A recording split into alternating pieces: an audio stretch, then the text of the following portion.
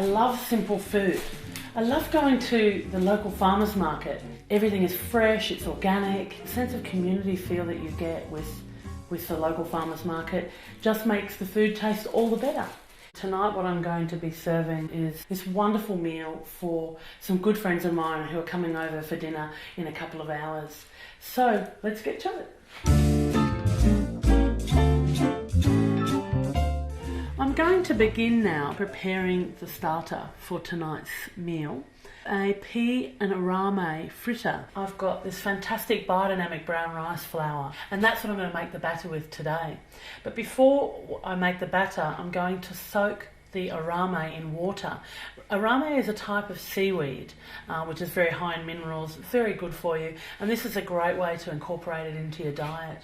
So we're going to soak it first because it's quite stiff and dry, and then it's going to absorb all the water and hydrate up ready for us in a few moments once I've prepared some of the other ingredients. So first take the arame and some water, roughly a cup, just enough to cover it really, and we're just going to soak that while we begin preparing the rest of the ingredients for this dish. I'll just give it a bit of a swirl with my fingers just to make sure it's all submerged underneath, and then just pop it aside until we're ready. The next thing we're going to do is just chop up some spring onions. So just chop them up. Doesn't really matter how thick they are because they're going to go in a batter. So, obviously you don't want them big and fat and chunky, but, they don't need to be perfectly thin, delicate. I can smell that pungent aroma, which is really why I've got them in the dish, is they're just so lovely. And I just throw that little tip in because it's one of those dishes that doesn't really matter. All you're going to see in the batter is the flakes of the green. And now I'm going to grate up some ginger, really nice and fine, and just flavouring the batter with the ginger. Just a bit of a knob, an inch or so of ginger's fine, and just nice and finely shred up some ginger. You want roughly 2 teaspoons of ginger just to flavour this batter. We're going to use roughly a cup of the rice flour, and that's probably about enough. So now we're going to make the batter, so just roughly a cup of flour. We're going to add some water. It's roughly 1 cup of flour to 1 cup of water, so it's really easy to duplicate if you wanted to make more. And then just whisking together the batter or the flour to make the batter, and then adding a teaspoon of salt. I've got this fabulous pink Himalayan salt, which I just love, 168 trace minerals. One of the things I love about this recipe is it's so simple. Really, you just quickly whip up a batter by adding the salt, the water and the flour, and then you just throw whatever ingredients you want in. Today I've got peas, these fantastically fresh peas from a local. So I'm just going to add those to it. It's really that simple. And then we're just going to add the rest of the ingredients. So in go the spring onions, which we chopped a bit earlier, and then 2 tablespoons of sesame seeds, so just throw them in. They add a fantastic flavour. Once they get fried up, the sesame flavour really goes through this dish. And then the 2 teaspoons of the ginger, and then the arame. So you can see that it's now no longer stiff and coarse, but it's actually quite soft and flexible. I'm going to just quickly strain that off. So just add the arame. It looks fantastic. I love the black against the green peas. It's just a brilliant colour scheme. It just really reminds me of something very Japanese. So just mixing and combining all the ingredients. And something I like to do when I'm making batters, even though the flour's raw, I just like to make sure I've got enough salt in it. So I'll just taste it, and if that tastes salty enough, I know it's probably okay. So just turning the heat on to a nice hot pan just to bring the heat of the frying pan up. Just adding a bit of sunflower oil just for frying in, roughly a tablespoon. And then we want to just swirl the oil around the pan just to coat it nice and evenly, so our brown nice and golden evenly. So then we're just spooning in just around a tablespoon into the pan.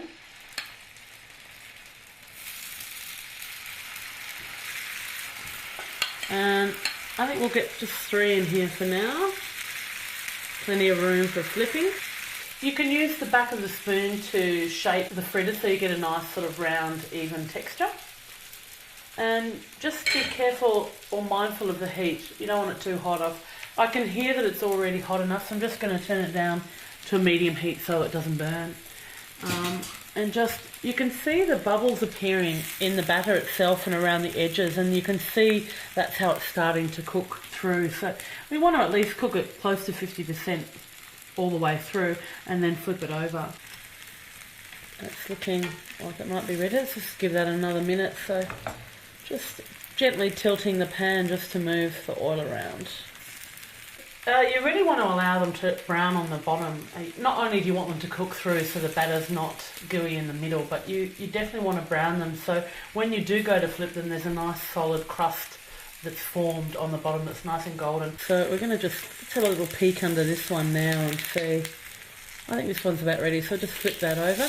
Using the back of the spatula, just flattening the fritter down so that you get that nice even base, particularly with the peas poking up. You want to make sure that they're all nice and flat.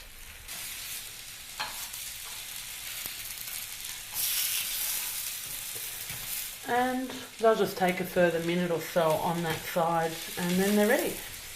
And I love that you can see the arame just squiggled across the fritter, and you can see the little green peas poking up.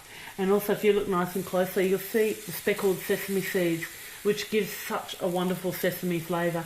You could also add a little bit of sesame oil to this recipe, but I find that the sesame seeds themselves do such a great, fantastic job that you don't really need the extra sesame oil.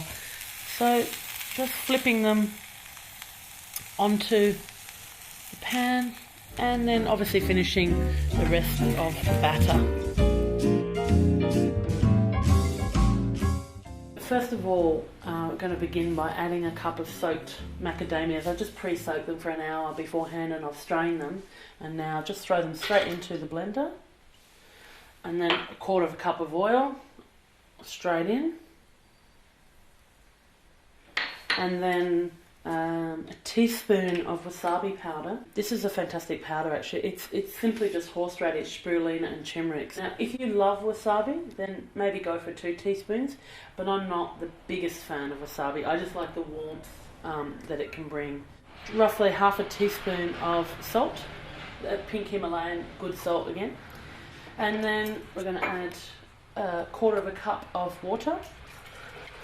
And we're going to juice a lime and throw that in. I'm going to throw the juice of the whole lime. I like really lemony, zesty, citrusy things, so I'm going to put as much lime as I want in there. But there's no pips in these limes, so I don't mind a bit of the pulp going in because it adds lovely flavour and texture and fibre as well. So just popping the lid on, keep your hand on the lid, and then just going to whiz that up until it's smooth and creamy.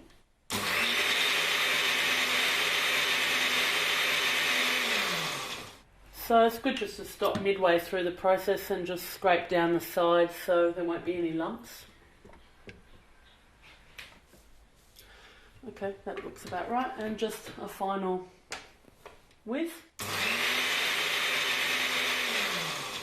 And I really have to try it just to make sure it's perfect.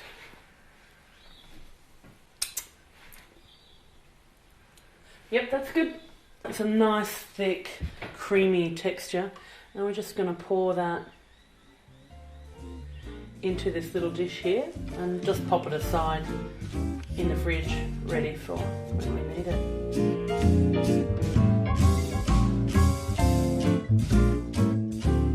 So now we're going to plate up the pea and arame fritters.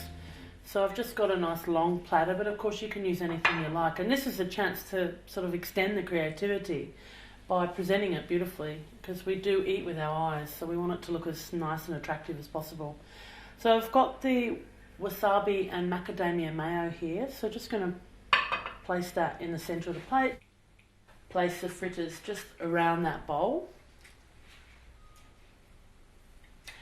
And I've got some fresh broccoli sprouts, and they're just going to be a lovely complement. They're really fresh and they just add a nice lightness to this dish. What I really love about these is they've got a little heart shape on the tip of the green, so I just especially think they're gorgeous, and they're a nice light sprout. And the finishing touches, these beautiful little nasturtium flowers that I picked from my garden this morning. So I'm just going to nestle them in. So there's my starter ready for this evening's dinner.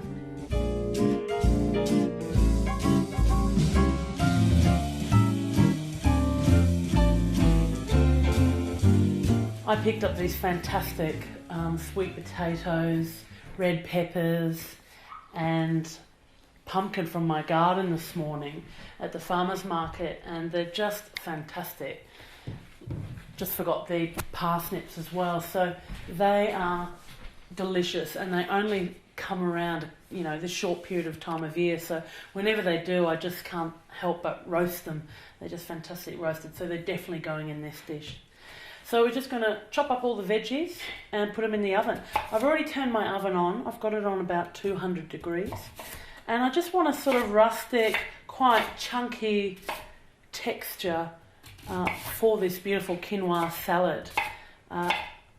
So you can get that lovely crispy outside and a lovely soft inside of the sweet potato. And what I love about sweet potatoes is, whilst the pumpkin's orange, they're quite an unusual colour for food. They're sort of orangey, but there's almost a sort of pinkish apricot-y tone to them as well. They're just lovely. I'm just going to cut those on a bit of an angle, just to have a bit of a different shape. I always think it's great just to play around with the way that you cut vegetables. Just by cutting the vegetables in a different angle or a different shape, you really can change the subtlety of a dish and the way the vegetables cook. So I'm just going to throw that on. And then I'm going to cut this pumpkin. I think I had 2 wild vines that came out of my compost, and there must have been 30 or 40 pumpkins off each, and we've just had such a fantastic year of pumpkins. And I must say I've mostly roasted them because they're so sweet, they caramelise in their own sugars, and they really don't need much more than that. I mean, I have made pumpkin soup and I have done some other sort of classic pumpkin dishes, but really, roast pumpkin, you can't beat it. So just going to cut the skin off here. This is just the way I do it, but I don't mind cutting a bit of the flesh off so you get that tinged green skin off. And look, sometimes I actually leave the skin on when I'm roasting pumpkin wedges or something, if I'm just having a plate of roast vegetables with a salad or something like that. And again, just random chunky sort of shapes. I think it sort of adds to this fantastic kind of rustic dish style. Quinoa is a South American grain that's been in more in the West in the last sort of 5 to 10 years. And prior to that, it was, I think it was found in Machu Picchu, sort of Bolivia, Peru, around those areas. And I think that's about right. We've got similar sort of sizes. You don't want to cut anything too small because they're all going on the tray together and you want them to cook around a similar time. So that's looking pretty good. I'm just going to pop the red peppers in the middle of the tray, and I'm going to do something different. Look, I know you can burn the skins off, you can roast them whole and then peel them, but I'm looking for as quick a possible way of preparing them as I can. So I'm just going to cut the top off and take the middle and the seeds out and just try and pull out as much of the thin membrane on the inside as you can. And then simply cut it in half, and then with the skin facing upwards, so that the outside skin can just blister and blacken, and then we can just peel that off without having to worry about the sticky mess and the seeds getting everywhere. And it's just really ready to go because it's been de-seeded, and we will peel the skin off. And I'm going to go for 2 of these. So again, just chopping off the top and pulling out the middle. So I'm going to throw them in as well. So, okay, now we've got all of that cut and ready, and it's a nice big hearty tray. I'm just going to douse it with some olive oil.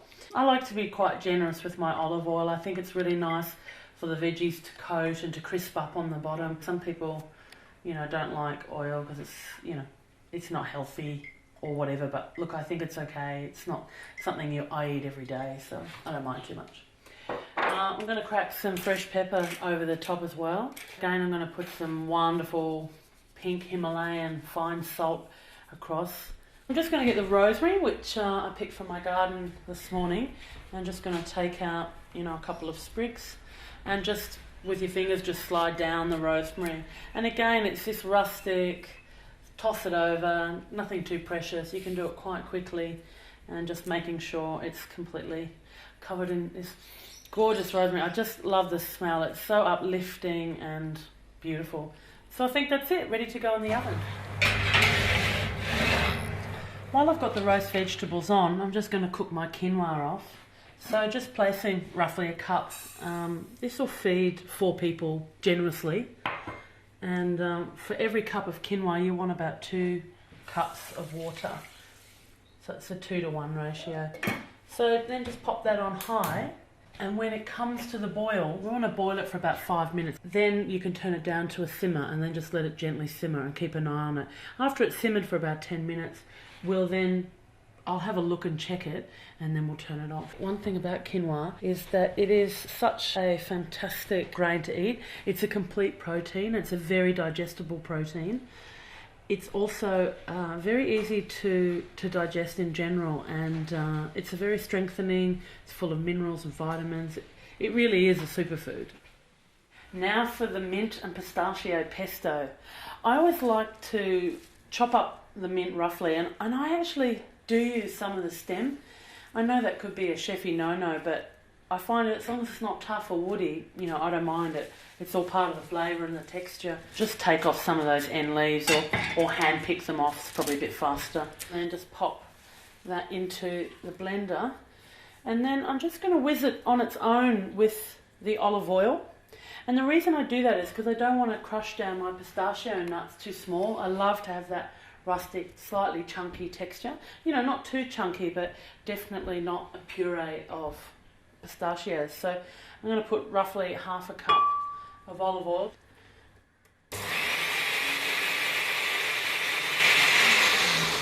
And then I'm going to add this gorgeous pistachio. I just can't get over the colour. I love that natural sort of purple, sort of mauvey colour against that lovely bright green. It's just fantastic. It's almost a shame to crush them up because you get that lovely purple colour in them. But we're going to throw half a cup of those pistachios in, and then roughly a level teaspoon of salt. You can always add more salt, but you can't take it away.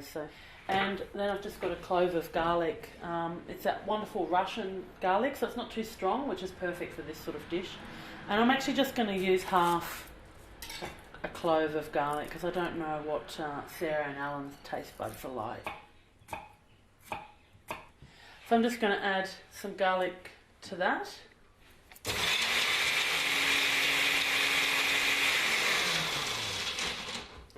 I just want to scrape down the sides once again to make sure that we don't have any big chunky bits of pistachio, and just push it down. And I do want a bit of a rustic texture, so I don't mind a few nuts, but I don't want too many whole nuts in the process. So again, just blend them again.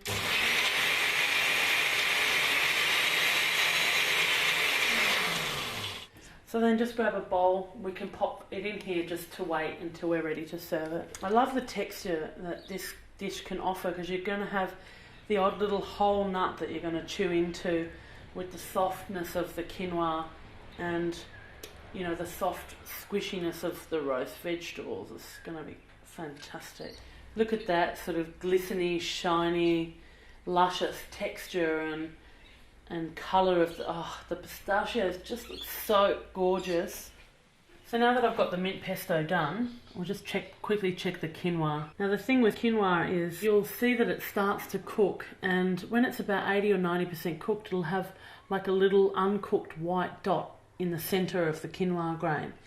And this is the trick to getting it nice and fluffy. So at this point, to me, it looks like it probably needs just another 5 minutes on this low simmered heat that I've got it on.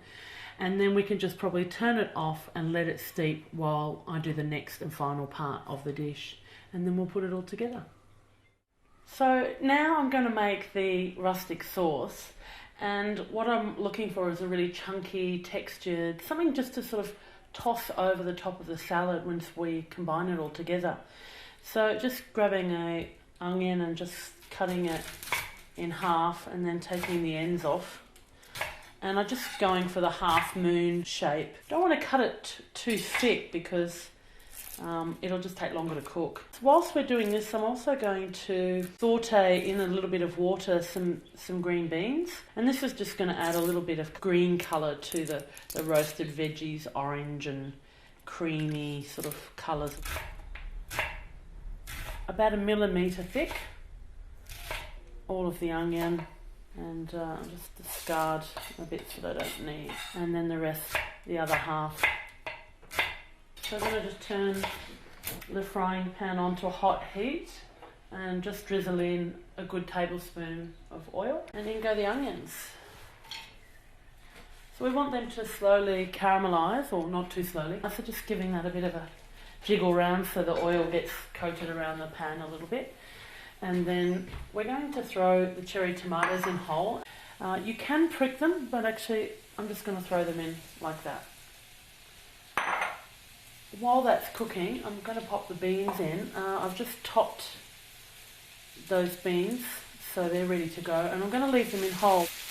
So just going to pop them into the frying pan here. Turn on that to a nice warm heat. And I'm just going to add a little bit of water, so I'm not quite frying the beans or sauteing the beans. I'm just sort of steaming them and cooking them with a little bit of water, just to sort of bring out the green colour and keep them nice and vibrant. And you can already see now that the onions are just starting to brown and soften, and the colour's changing in the onion skin. So just to sort of speed up and enhance the caramelised flavour of the sweet onions, just drizzle in some fantastic balsamic vinegar. And look, we've got a symphony of sound here. It's absolutely beautiful. And just give the beans a bit of a toss around. And these are also starting to turn a bright, gorgeous colour.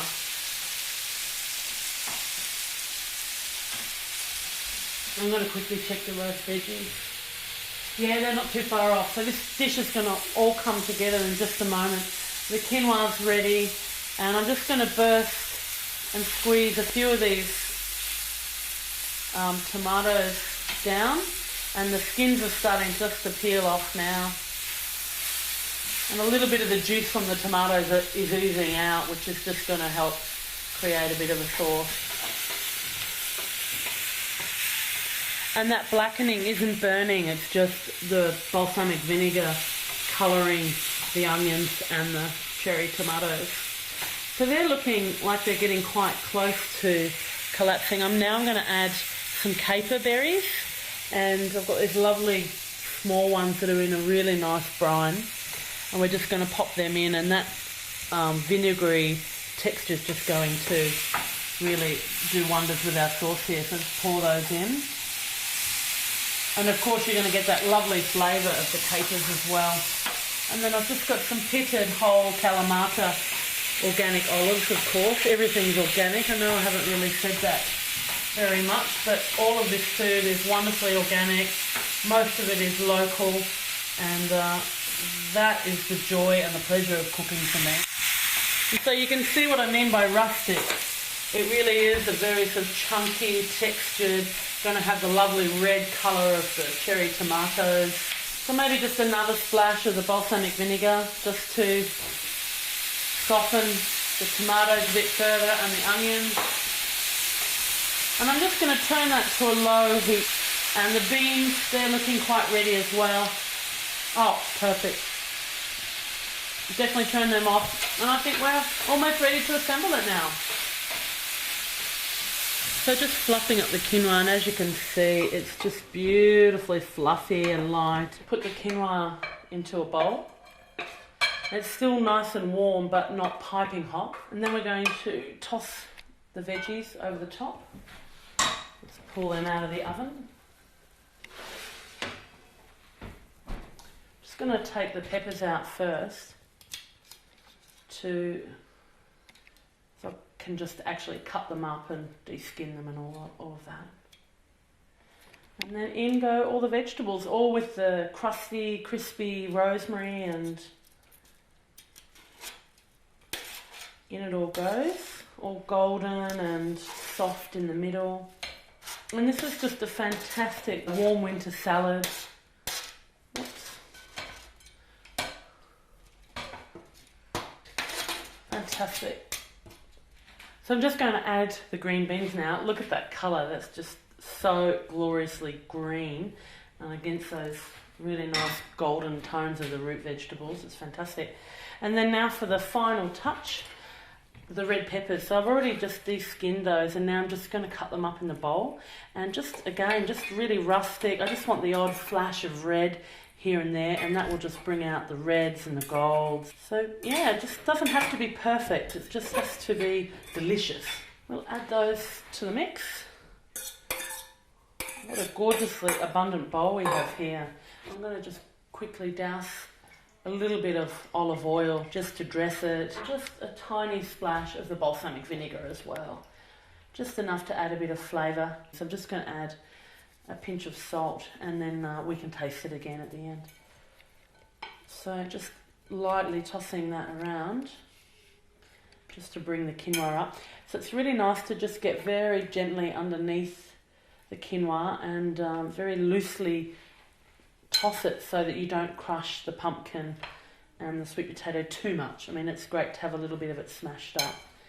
But look, there's our very fabulous golden salad. So now all I need to do is plate that up. We've got the sauce ready, and I've got the pesto here ready. I'll just pop a teaspoon in there, ready to serve that up. So again, it's the whole theme of this dinner, if I haven't said it enough, is it is a bit rustic. So it's okay just to let the vegetables fall wherever they want to. I like to just make sure I get a little bit of that red flashing in there, and make sure I've got a little bit of everything. So you just want to grab a nice clean tea towel and just pushing the odd random little rogue balls back in. And then just to finish it all off, we're going to add this wonderful rustic sauce, and it's going to add some beautiful textures and flavours as well. It is a nice chunky sauce. So just going to drizzle a bit of the onion to the centre of the plate there. So this is the mint and pistachio pesto that I made earlier. So again, I love to pile a nice big blob on the top, and then just random blobs around the plate, and then each one can be swept into a mouthful of quinoa. So it's nice to be generous with it. And if that isn't already enough, we're just going to add just some nice fresh greenery, and I've got a little bit of black elk and rocket that I've got from my garden this morning, and look, that's just so beautifully fresh. It doesn't need too much, it is quite a busy dish. And that's it. A beautiful rustic quinoa roast vegetable salad with a mint and pistachio pesto, and we've also thrown in there for decadence a nice chunky rustic tomato and caramelised onion and olive sauce. So it's ready to eat.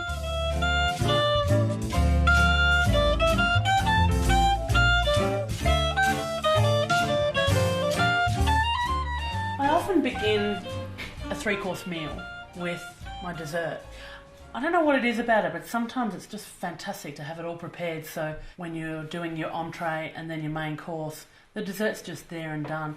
And particularly with the dessert that I'm going to prepare today, I'm doing a strawberry and custard apple chia pudding. Chia seeds take a while to swell. They can take somewhere between 30 minutes to an hour to actually fully swell up. Just roughly take around a cup. And this will feed, 8 people, 6 to 8 people or so. And then we're just going to pour in some water. And as you pour the water in, you really need to stir so that the chia seeds don't clump together. So just mix it around, and you may need to add a bit more water. And you can see they're beginning to sort of clump together. So I'm going to add a little bit more water, because they're very thirsty. You watch, they're going to double in size. And now you can see the seeds are actually beginning to be coated. And what they're going to do is swell. It may not look like much. It is only a cup, but it will swell and fill the bowl, particularly once we add the fruit and all the flavours and sweeteners into it. So just adding in a little bit more water until I'm ready to actually prepare the dessert and add the fruit, and we'll then get on with the entree. So as you can see, the chia seeds here have soaked beautifully. They're quite still thick and ploppy, but I've got to add a fair bit of liquid yet. I can always add a bit of water if I need it to thin it out a little bit, but it's best to wait till the end, because by the time I add the lime juice and the maple syrup and the coconut milk, it may actually be liquidy and runny enough.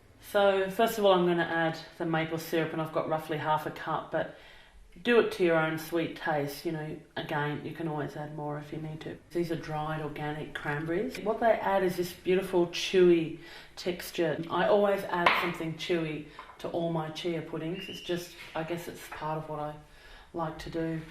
I've got some coconut milk here. I'm just going to add it slowly because it's so white and strong that I may not need as much as I think. To make this dish 100% raw, you just get a fresh whole coconut, you know, one of the Thailand ones that you can pick up from the supermarkets or some sort of health food shop fruiterers, and you just cut them in half and you scoop out that soft fleshy bit, and you add roughly 1 cup of flesh to 1 cup of water and just blend it in your blender. Or you can use the coconut milk, of course, the natural milk that's in the coconut, and blend them up together and you get a raw coconut cream. I'm just going to pour in half to begin with and then just see how much I actually need. So just mixing everything around together. So I've got the maple syrup, the cranberries, some of my liquids. So you can see already just even that coconut milk has sort of loosened up the texture of the chia seeds. So now I'm just going to juice up a lime just to add a little bit of a tanginess, just again to contrast that beautiful maple syrup sweetness. And one thing I forgot to mention about maple syrups was that I love maple syrup because it's full of minerals and nutrients, and that's why I tend to use it in a lot of things, and it works really well with chia. So one thing about this dish is the chia seeds are so good for you. They're high in protein, they're really high in omega-3s, and they're extremely hydrating. So it's a perfect dish for the summer or for people who are really active, because it really helps the body retain the water. I mean, you've seen how much they've retained the liquid that we've added from the beginning. 2 cups or so of liquid, and we're adding more now liquid. So it really is a fantastic hydrating food as well. So I love desserts that are good for you, because then you don't feel so guilty. And now for the fruit. Look at that for colour. I know for a fact that the farmer I spoke to picked these strawberries this morning. They're the first full 2 punnets off his bunch, and he's given them to me to use for today's recipe. I can tell already these are going to be absolutely gorgeous. So let's chop them up. They're a great winter fruit. You know, when they come around in season, you know, it's such an exciting time. And that's another reason why I love to eat seasonally, because the thing about it is you're eating the food when nature is in tune and creating this wonderful food. When you get strawberries all year round, they become a boring fruit, you know, like apples used to be when I was a kid. It's like, who wants an apple? But now, when I eat in season, I find I get excited, because most things have a very short growing season. So things like strawberries, you know, they're only around for 6 weeks or so. Going to the farmer's market and asking them, what's the best custard apple that you've got? You know, is this ready to eat now? They know their produce. They know what they're growing and how to cut it and how to use it. It's always great to get tips, and also find out what they're cooking with it. That's also something that really excites me about getting to know the farmers, because I say, well, what do you do with it? In fact, the grower that bought this off me, I just remember Jane, she said to me, she just had pulled out a tray of custard apple muffins. Now, I'd never thought to bake with them. I said to her, I've always only ever cooked them or prepared them fresh in fruit salads. But she said she baked them with muffins. I thought, wow, that's really interesting. I never heard of it and never would have thought to do it. So ask your growers, what are they doing with the produce that they're growing? I'm just going to cut the custard apple in half. So for those of you who've never seen one, have a look at that beautiful white, sort of creamy coloured flesh. So you can use a spoon to just gouge out the segments. There's sort of little segments in there. So I'm just going to stir in the custard apple and the strawberry. And then as a finishing touch, I've decided to add a little bit of passion fruit. And the passion fruit's just going to add a little bit of extra sweetness and tang, and also a little bit of extra crunch. Just pierce the skin with a knife and then edge your way around. Don't cut it all the way, and that way you won't lose any of the juice on the board. And then just tear it open in half, and I just keep it open using my finger and my thumb, and then just scrape out all the pulp just straight into the bowl. I can smell these passion fruits. They are amazing. They're really passion fruity. Look at that, for a beautiful seasonal dessert that's healthy and that's light, but also really delicious. So we're just going to spoon that in and just fill up the glasses. Just try to plop it into the center and it will just gently fill the gaps. Some of my most favorite recipes are essentially because they're so versatile. I eat this all year round. It can be used in so many different ways, and really it just depends on the fruit in season at the time. So through the summer I throw mangoes and limes and pineapples and all the other soft fruits like peaches, and even apricots are really delicious in it as well. And then through the winter I put apples and pears, and then I'll use currants instead of cranberries or sultanas, even anything that's got chewy. And even goji berries, they're really nice in it. If you've got no other red fruit, they look really good because they add a little speckle of red to, you know, the finished product. We're just going to finish it off by putting half a strawberry on the top, or a couple of strawberries, as if we couldn't get enough strawberries at this time of the year. And then I think we'll just pop a little mint on the top. This is my kind of food. It's organic, it's fresh today, it's thrown together in a short amount of time, because let's face it, everybody's busy and we don't always have time to prepare food, you know, exactly the way we want it. But really it's a thrown together, relatively rustic dish that is going to be so full of beautiful flavors. And this is the sort of food I eat every day: healthy, nutritious, light, and full of rich flavors.